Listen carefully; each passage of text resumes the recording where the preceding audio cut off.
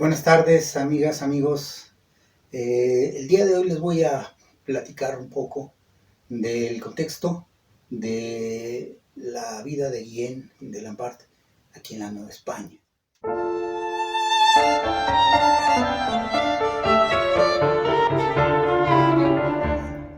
Tenemos como antecedente, pues desde el año de 1521, todo lo que se podría llamar o denominar las herencias del siglo, que son herencias de guerra, una situación tremenda a partir de 1521, la época de la conquista, ¿sí? Donde las instituciones fueron demolidas absurdamente, la cultura en general y a través de la religión, que también se destruyó, pues hubo un cambio profundo y devastador para la población indígena, ¿no?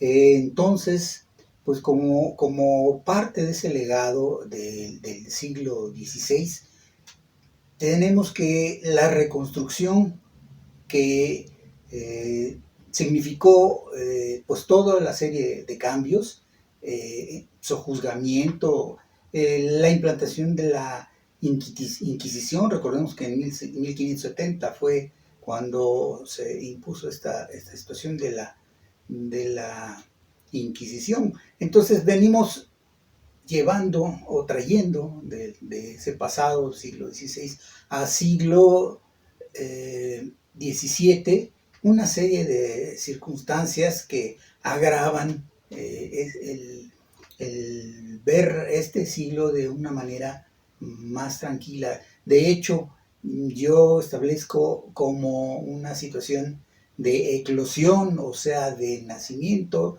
de una nueva cultura, pero es un nacimiento entre lagos, porque estaba conformado por la ciudad, pero un nacimiento entre lagos de lágrimas, es decir, tanto sufrimiento se arrastró que no podemos decirlo de otra manera, ¿no? Entonces, esta situación nos lleva a comprender, de hecho, el origen y la forma en cómo se fue constituyendo la etapa virreinal, la etapa de la colonia en esta primera parte.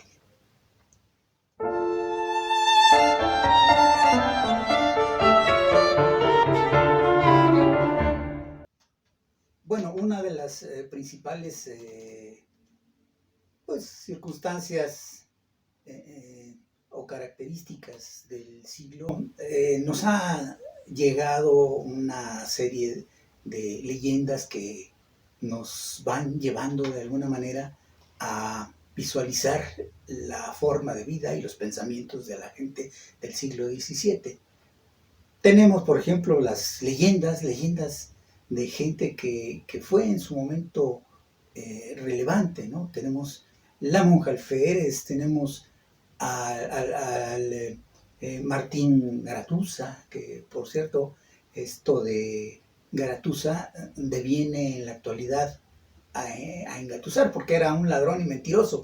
Entonces, de ahí surge la palabra. Bueno, y tenemos una serie de personajes de los cuales iremos hablando paulatinamente y para los cuales tendremos en lo sucesivo un video especial para cada uno. Por lo pronto yo quisiera continuar en este video con una de las partes más importantes de este siglo, que fue el que corresponde a la poesía, pero sobre todo vinculada con la propia vida y el propio saber de Guillén de Lampart, porque él de alguna manera, entre otras cosas, se le califica de políglota y se le califica de sabio. Entonces también era un poeta, y hasta nuestros días llega una de sus poesías que a continuación voy a leer. Se llama Poema de Guillén de Lampart.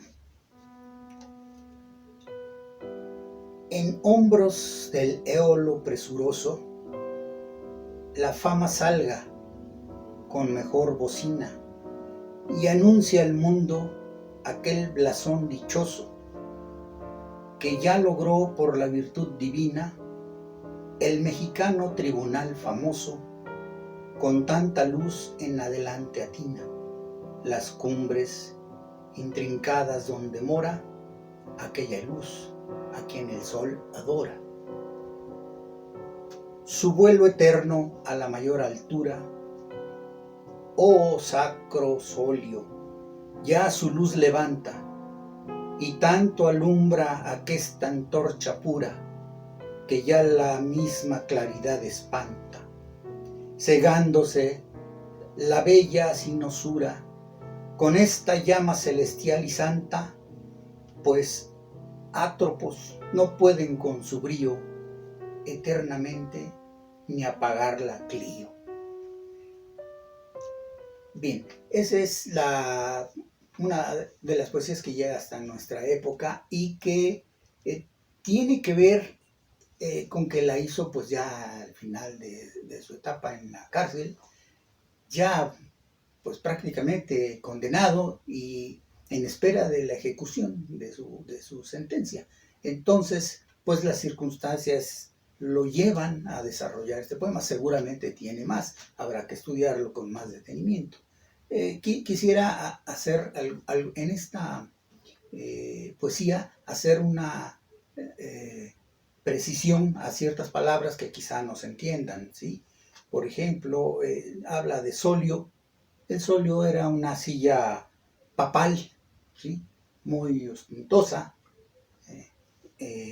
La sinosura era la ninfa de Creta que amamantó a Zeus cuando se escondía de su padre en la mitología griega, ¿sí? El atropos significa inevitable, inexorable, la mayor de las tres moiras, o sea, de las tres participantes de la muerte. Elegía el mecanismo de muerte y determinaba cortar la hebra de la vida con sus horripilantes tijeras, también en la mitología griega. Y Clio, por supuesto, que es la musa de la poesía heroica. Entonces, de esta manera, también pues vemos cómo Guillén era un poeta, era un hombre inspirado por las pasiones. Él, sin embargo, pues en su condena todavía tuvo las fuerzas para poder diseñar o poder elaborar esta poesía. Ahora, hay un personaje que mencioné al principio de este video, que pues es muy famoso, ¿no? Completamente famosa, es decir, Sor Juana Inés de la Cruz. Sor Juana ya prácticamente no coincidió con Guillén, son del mismo siglo, pero son relativamente contemporáneos. Hay aproximadamente 8 años de diferencia entre el nacimiento de Sor Juana y la etapa de 1640, cuando llegó Guillén de la Parta aquí a Nueva España. Entonces, pues de alguna manera la inteligencia que Sor Juana mostraba ya de niña, ¿sí? Que fue reconocida por muchos, en lo sucesivo ya de adulta, le permite escribir a ella otro poema, uno de sus muchos poemas, pero que esta vez no tiene que ver precisamente con lo romántico, sino que seguramente tomó de inspiración las situaciones injustas que vivía en su sociedad, que le parecían pues que estaba mal y pues también movía a su inspiración. Ahora quiero leerles un poema de Sor Juana que no tiene que ver con lo amoroso, pero sí tiene que ver con las cuestiones relacionadas al gobierno sacro. Vamos a ver. Se llama La sentencia del justo.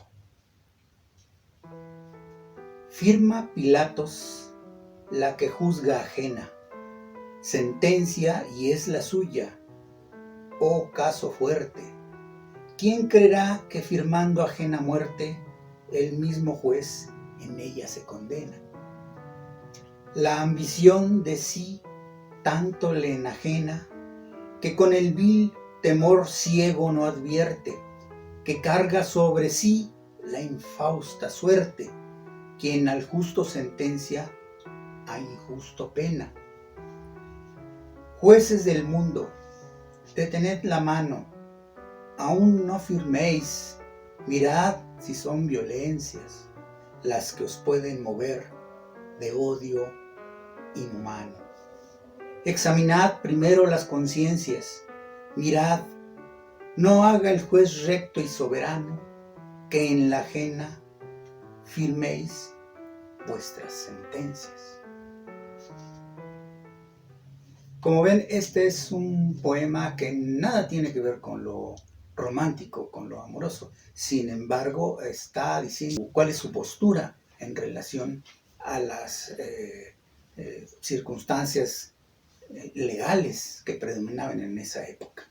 Entonces, pues esta es una de las facetas que abordamos ahora en relación a Guillén. Y bueno, pues aprovechando que estamos de poetas en este momento, voy a permitirme también leer un breve poema de los, de mi autoría, de los que de alguna manera son, aparte de breves, justifican alguna postura existencial, ¿sí? Se llama Breve, precisamente. Dirás que no escribo, será cierto, porque abierto entre tus manos vivo, con el mínimo aliento. Y dirás que no pinto, ni luz, ni obscuro, que soy muro y cuento, y que estoy del amor desierto. Ese es un poema denominado Breve. Y bueno, con esto terminamos este video que espero les haya agradado y continuaremos en el siguiente video con la vida de Guillén de Lambert.